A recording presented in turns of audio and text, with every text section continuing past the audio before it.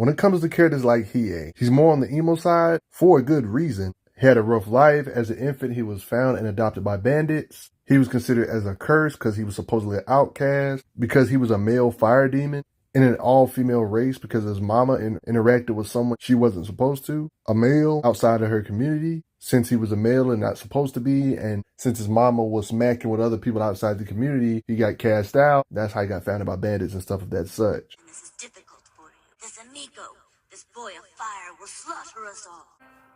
My mother's tribe called me Hiei the Amico, the cursed child of the glacial village. Since a baby, he was floating in the river.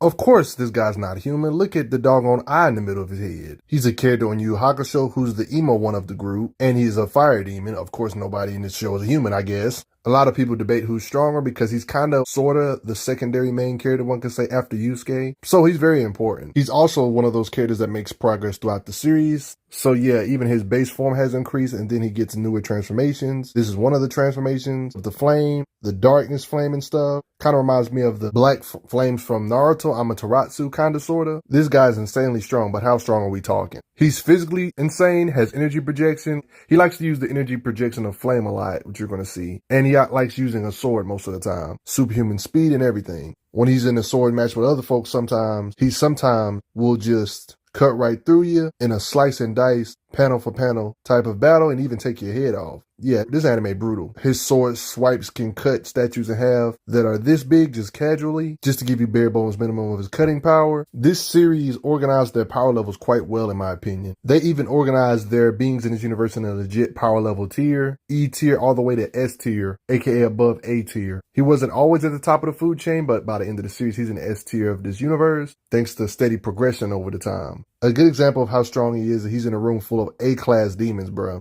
And he's able to take care of all of them. That insane or what? Toguro was only a B class, and he's not even necessarily the main character, and he surpassed like a major arc of villain, so the main character didn't leave him in the dust. Near the end of the series, he could pretty much take on like a dozen Toguros. That's hard to fathom, the main characters being that strong, but this is kind of like on some Dragon Ball Z type stuff. And yeah, right alongside Yusuke. Notice how they talk about their punches, that they're about to take megaton. That's a real unit of measurement, which is realistic to this universe's power. He's basically like the Sasuke of the Naruto universe to the main character. He's like the Vegeta to Goku of the main character. You get it? So it makes sense for him and Yusuke to be able to match each other relative when it comes to raw power fighting, somewhat comparable in speed, even though I would say Hiei has the speed advantage, but his speed advantage isn't so drastic to where Yusuke can't keep up. It's just a slight advantage, one could say, especially near the end. You know what I mean? Piles of goons just gets beat up. Light punches, he can launch beings very far and curb stomp them very badly. Just to give you an idea of his punching power, look at the craters he can produce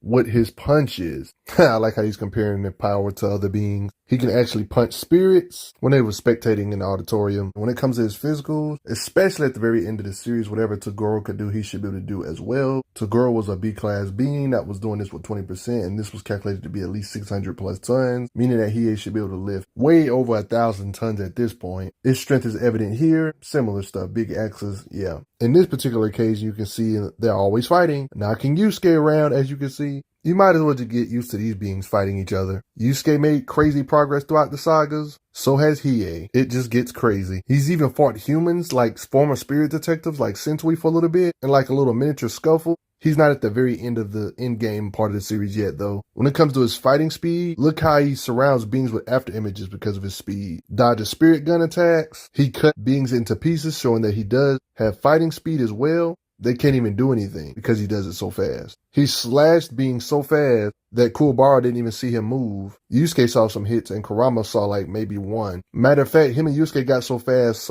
other demons couldn't even see them move or struggling to see them move. He's definitely a speed blitz type character, slicing up all these demons like that. And just because you got an arm, it can be easily gone before he even realized it. Yeah, this guy probably likes to speed blitz even more than Yusuke, I would say. He doesn't always have to use a sword. He could just hit you with a volley of punches too. This guy way up on this hill got blitzed because he can. Thanks to this surgically implanted eye, it allows him to do other stuff like psionic stuff or telekinesis, one could say. Erase memories or even control weaker minds. Of course, you can't do this to the top tiers though. Just gotta physically beat them up. He also seems to have absurd flame resistance or heat resistance. His physical strength, among other things, is impressive. He has other techniques like literally summon the darkness flame. It can't even be controlled, and it's a move that damages him, so it's even a price. So one can say this wasn't even necessarily him projecting energy. It's kind of like a summoning jutsu type of thing you see in Naruto where you summon other beings. But sometimes it wouldn't do what he wishes, so he said, why not? I need to control it fully. Eventually summoned this dragon flame and turned it on himself so he can absorb it for himself. Something nobody really could do. See how they talk about it here, the flames of darkness. Yeah, it's like an equalizer attack, the black dragon. Blast you to oblivion. One freaking strike. This technique can also be used to really get an understanding of Hiei's blast power, even though it's kind of like a summoning technique currently here at the moment. Look what it does to the freaking arena. As collateral, this dragon, yeah, it's dangerous as crap. You see how the dragon turned on him? They thought Hiei was Eden, and that's when the power-ups kind of come into play. Turning the dragon on himself, kind of giving him a massive boost to his base form. So anything he can do before, he can do way better now. Absorbing the dragon he could only summon, now it's basically a part of him now. The ruler and master of that incredible power now. So yeah, now it's technically not a summoning attack, it's just his power in him now. So whatever that summon can do in raw power, Hiei can do because it's part of him. It isn't merely a weapon. It's like a nutritional supplement that gives an explosive increase of power to its owner. He can channel less potent fire into his fist. Looks like an iron fist type flaming punch. These will be considered the flames of the human world, like they have normal tint to them. Not necessarily black. He can also use stuff like this to spam the punches. That way to enhance himself if he doesn't want to go too crazy with the black. With this ability, it allows him to disintegrate objects simply by touching it. It's that crazy. Yeah, disintegrated that big old axe. Melted like chocolate. His black dragon flame has doubled in strength. Or he can just create classic flamethrower type stuff. And then you got the Sword of Darkness. Another way to use black flames yet again. And he doesn't have to have a full sword. So it kind of can become its own sword extension. Cutting beings in half with ease. Fusing the flames with his own energy. When he doesn't use this sword against super powerful opponents. This same being, for example. Sword broke on his skin, but when he decided to get serious and use the flame, it does this against his transformed skin to show it's a drastic power increase. But to really get an understanding of Hiei's real power is comparing him to S-class beings, which he is at the end of the series, at least. You should watch this video in conjunction with my Yusuke video to see why Hiei's a beast, being above A-class. Beings like Shinobu Sentori are confirmed to be a threat for the entire country itself. You're reading that stuff correctly. Beings like Sensui can't even use his full power in the human world because they threaten and destroy the entire planet. Can't even use 1/5 of his strength because it's too much stress on the planet. You're probably thinking they're just statements, but when you have like calculations on top of these statements, it kind of makes sense. Being able to obliterate the world, Yusuke and them can do at the end of the series. They're kind of being serious when they say this kind of stuff.